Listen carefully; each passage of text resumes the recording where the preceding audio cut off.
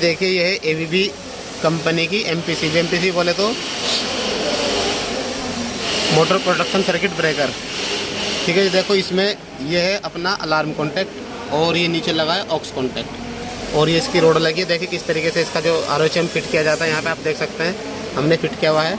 और देखिए यहाँ से मैं मैनुअली ऑन ऑफ करके दिखा रहा हूँ। यहाँ पे देखिए इस तरीके से ये बाहर इसकी ये हैंडल लगा है, यहाँ से भी ऑन ऑफ हो जाता है। देखो देखिए इसको आप ओवरलोड पे किस तरीके से ट्रिप होगा। जब इसमें ओवरलोड आएगा, इसमें टेस्ट बटन होता है यहाँ पे, ठीक, इसको जब यहाँ पे दबाएंगे देखिए ये ऐसे ट्रिप हो जाती है। देखो ये ट्रिप पे चले गई और ये लीवर बाहर आ जाता है क्योंकि अलार्म कॉन्टैक्ट ये है।